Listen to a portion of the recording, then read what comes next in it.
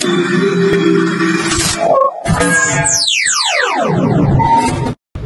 kini berada di Dewan Seminar SMTC di mana berlangsungnya program Berkom XFM Introduction, anjuran Persatuan Komunikasi Industri Utara Malaysia dengan kerjasama Forum Pengguna Komunikasi dan Multimedia CFM.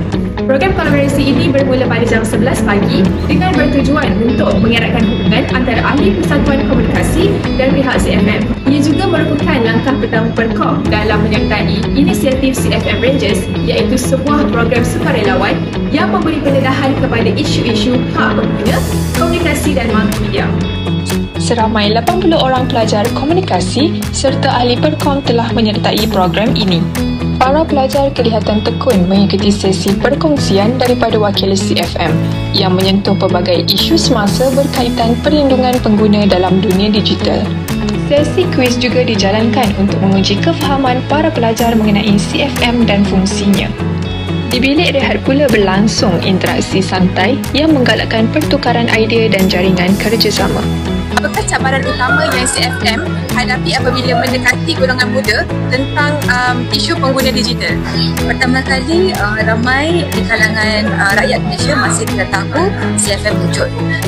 Tahun lepas kita buat satu grand survey whereby kita buat fokus group dengan online survey.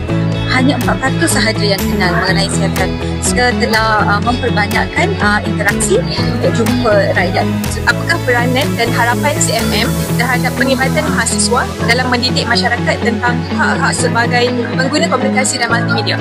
Ada curiosity untuk nak tahu benda baru is key for golongan muda. Then you have to understand, amplify, you have to share it with others.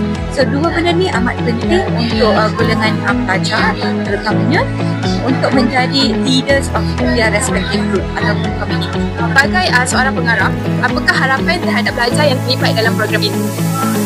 Saya berharap pelajar-pelajar ataupun semua yang terlibat pada program kali ini dapat sebanyak isilah tentang bahayanya skema dan sebanyak dapat elak ataupun tahu tentang apa yang perlu dibuat jika ditindas oleh pihak telekomunikasi seperti mesej digi dan sebagainya, dan manakah patut mereka membuat aduan tersebut.